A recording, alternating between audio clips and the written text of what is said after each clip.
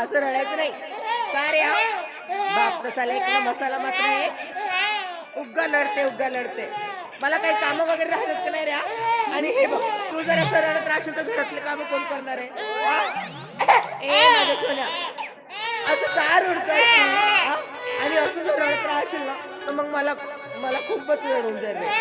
हे बघ, तुझ्यासाठी अशी सुंदर अशी अंगाई घातली आणि ए माझ्या सोन्या, असं का हट्ट करतेस? आणि असं हट्ट करशील तर मग मला कामं करायचं.